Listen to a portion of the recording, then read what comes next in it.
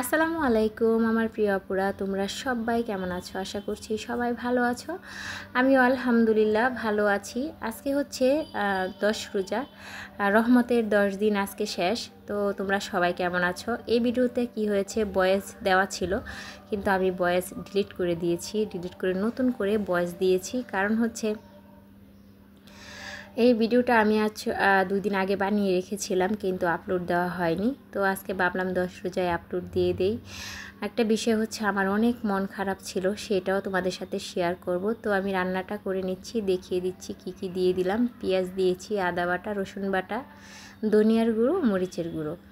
তো মরিচের গুঁড়ো একটু ঝাল ঝাল করে রান্না করব। সারা দিন রোজা থেকে মুখের কোনো কিছু মজা লাগে না, তো সেই জন্য হচ্ছে আমি একটু ঝাল করে তরকারিটা রান্না করছি।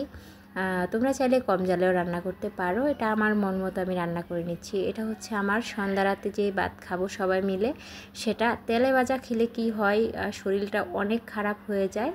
তো সেই জন্য আজকে হচ্ছে ভাত খেয়ে নিব। আর মাগরিবে যখনই ইফতারের টাইমে কি করব, এই যে ছোলা রান্না করতেছি, সেই ছোলা খেয়ে নিব আর কি। তো ছোলা কিন্তু শরীরের জন্য অনেক উপকারী, তো সেই জন্য ছোলা রান্না করব। আর এখানে আমি এই যে গোস্তটাকে খুব ভালোভাবে মাখিয়ে নিয়েছি। এখন আমি দিয়ে দিচ্ছি গরম মশলা, এখানে 4টে এলাচ দিয়ে দিয়েছি, তেজপাতা, দারচিনি দিয়ে দিয়েছি। এখন আমি কড়াইটা বসিয়ে দিয়েছি চুলায়। তো এদিক দিয়ে কিন্তু আমি গোস্তটা খুব সুন্দরভাবে কষিয়েও নিয়েছি। আর পাশের চুলাতেই হচ্ছে ছোলা এবং আলু এগুলো সিদ্ধ হচ্ছে। আর এখানে আমি একদম আস্তে আস্তে করে ভালোভাবে গোস্তটাকে কষিয়ে নিয়েছি। আমি বেশিরভাগই প্রেশার কুকারে রান্না করি। তো এখন যেই গোস্তটা রান্না করতেছি সেটা কি হয়েছে, একটু নরম টাইপের, একটু তাড়াতাড়ি সিদ্ধ হয় এই গোস্তটা। তো সেই জন্য আমি কড়াইতে রান্না করছি একটু সময় নিয়ে। আর এভাবে রান্না করলে ভালো লাগে একটু বেশি, তাই এখন আমি কষানোর পর একটু ঝোল দিয়ে দিচ্ছি। কষানোতেই কিন্তু গোস্তটা খুব ভালোভাবে সিদ্ধ হয়ে গেছে।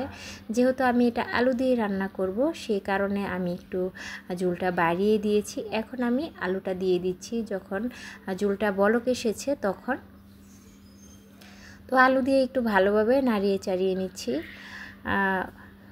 প্রথম রোজাতেও হচ্ছে গরুর গোস্ত খেয়েছিলাম। আসলে গরুর গোস্ত দিয়ে তো ভাত খেতে পারি না আমি, বিশেষ করে আমি খেতে পারি না, আর আমার পরিবারে সবাই খেতে পারে, শুধু আমার কাছে মানে ভালো লাগে না গরুর গোস্তটা। কি বলবো আমি বুঝতে পারি না। আমি এভাবে খেতে পারি, শুধু শুধু মানে গোস্ত খেতে পছন্দ করি, কিন্তু ভাত দিয়ে না আমার কাছে এতটা ভালো লাগে না। তো রান্না করে নিচ্ছি, যাই হোক দেখা যাবে।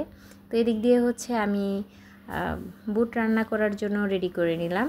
এখানে কড়াইতে তেল, পেঁয়াজ, গরম মশলা, আদা রসুন বাটা এগুলো দিয়ে একটু ভালোভাবে ভেজে নিয়েছি। এখন আমি হলুদ, মরিচ এবং ধনিয়ার গুঁড়ো দিয়ে একটু নাড়িয়ে চাড়িয়ে তারপরে হচ্ছে রান্নাটা করে নিব। একটু পানি দিয়ে দিচ্ছি, পানিটা দিয়ে একটু ভালোভাবে কষিয়ে নিব। তো এখন আমি কষানোটা প্রায় হয়ে এসেছে, দিয়ে দিয়েছি স্বাদ মতো লবণ। অলরেডি আমি ছোলা বুট একটু লবণ দিয়ে সিদ্ধ করে নিই, তারপরে একটু স্বাদ মতো লবণ দিয়ে দিয়েছি। আর দিয়ে দিচ্ছি আলুটা আমি একটু কিউব করে কেটে নিয়েছি। আমি একটু কষলিয়ে ভেঙে দেই না, একটু কিউব করে কেটে দিলে বাচ্চারা পছন্দ করে, তো সেই জন্য আমি এভাবে রান্না করেছি। তোমরা চাইলে কচলিয়ে ভেঙেও দিতে পারো। এখন দিয়ে দিচ্ছি জিরে গুঁড়া। তো আমি এভাবে রান্না করতে পছন্দ করি, আমাদের কাছে এভাবে খেতে ভালো লাগে, তো সেই জন্য আমি এভাবে রান্না করি। তোমরা বলে যেও কমেন্টের মাধ্যমে যে আমার ছোলা রান্নাটা কেমন হয়েছে। তো এদিক দিয়ে ছোলা বসিয়ে দিয়েছি, আর এদিক দিয়ে হচ্ছে গরুর গোস্তটা দেখে নিচ্ছি কেমন হচ্ছে। আর এর মধ্যে দিয়ে দিচ্ছি একটু জিরে গুঁড়া। আমি লাস্টকাল একটু দিয়ে দিয়েছিলাম প্রথমে, তারপরে লাস্টে একটু জিরে গুঁড়ো দিয়ে তারপরে হচ্ছে নামিয়ে নিব। একটু ঝুল টাইপের রাখবো গরুর গোস্তটা, যেহেতু আলু দিয়ে রান্না করতেছি, একটু ঝোল করে রান্না করলেই কিন্তু খেতে ভালো লাগে। এই গরুর গোস্তর ঝোলটা খুব টেস্টি হয়। তো এই দেখো আমার গরুর গোস্ত তরকারিটা হয়ে গেছে, চুলাটা অফ করে দিয়েছি। তো কড়াই বসিয়ে দিয়েছি, এখন হচ্ছে আমি ডিম ভেজে নিব। আমি হচ্ছে যখন সিদ্ধ করেছিলাম ছোলা, তখন আমি একসাথে ডিমটাও সিদ্ধ করে নিয়েছিলাম। তো সেই কারণেই হচ্ছে আমার ডিমের গায়ে একটু প্রবলেম, একটু লাল লাল কালার এসেছে। আর এদিক দিয়ে হচ্ছে চিংড়ি মাছ ভেজে নিচ্ছি। এই চিংড়ি মাছ দিয়ে আমি হচ্ছে ডিম দিয়ে রান্না করব ডিম দিয়ে চিংড়ি মাছ দিয়ে। তোমরা এখন পর্যন্ত যারা খাওনি প্লিজ ট্রাই করে দেখবে, খুবই টেস্টি হয়। তো এটা হচ্ছে আমার সেহরির জন্য হচ্ছে চিংড়ি মাছ রান্না করছি। আর সন্ধ্যা রাতে খাবো গরুর গোশত, আর সেহরিতে খাবো চিংড়ি, ডিম চিংড়ি। ডিম চিংড়ি আমার খুবই পছন্দের, তো সেই জন্য তোমাদের সাথে শেয়ার করে দিচ্ছি। আর এখানে হচ্ছে আমি একটু লবণ, একটু ধনিয়া গুঁড়া, একটু হলুদের গুঁড়া দিয়ে তারপরে হচ্ছে এটাকে ভেজে নিব। প্রথমেই হচ্ছে আমি এখানে হলুদের গুঁড়াটা দেইনি এবং লবণও দেইনি। তো যে ডিম ভেজেছিলাম সেই কড়াইতেই মানে আমি মাছগুলো দিয়ে দিয়েছি, তেলটা অনেক গরম হয়ে গেছিলো সেজন্য। তো ওই দিক দিয়ে আমার মাছগুলো খুব ভালো করে ভেজে নিয়েছি। এখন আমি দিয়ে দিচ্ছি পেঁয়াজ কুচি আর তেল একসাথে দিয়ে একটু ভালোভাবে পেঁয়াজ কুচি ভেজে নিয়েছি। তারপরে এর মধ্যে একটু আদা বাটা, রসুন বাটা দিয়ে ভালোভাবে ওগুলোও ভেজে নিয়েছি। আর এখন দিয়ে দিচ্ছি গুঁড়া মশলাগুলো, হলুদের গুঁড়া, মরিচের গুঁড়া, ধনিয়া গুঁড়া এবং লবণ। আর দিয়ে দিচ্ছি টমেটো। তো টমেটো ছাড়া কিন্তু চিংড়ি মাছ ভালো লাগে না খেতে আমার কাছে। একটু বড় চিংড়ির মধ্যে টমেটো দিলে খেতে অনেকটাই ভালো লাগে। তো টমেটোটা দিয়ে দিয়েছি, একটু ভালোভাবে কষিয়ে নিচ্ছি। টমেটোটা খুব সুন্দরভাবে সিদ্ধ হয়ে গেছে, মশলাগুলো কষানো হয়ে গেছে।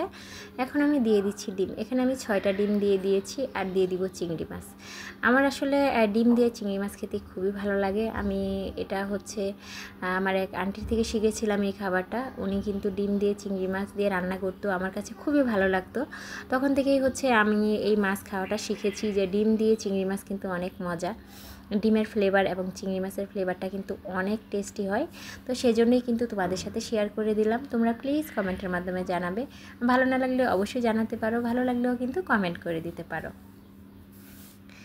তো এই যে এখন হচ্ছে আমি ডিমটা খুব ভালোভাবে কষিয়ে নিচ্ছি, মানে চিংড়ি মাছ ডিমের সাথে কষিয়ে তারপরে হচ্ছে ঝোল দিয়ে দিব। তো আজকে আরও 4 মাস আগে খেয়েছিলাম এই তরকারিটা। আজকে আবার রোজার মধ্যে ভাবলাম যেহেতু মুখে কোনো কিছু স্বাদ লাগে না, তো সেজন্য এটা ট্রাই করা যায়।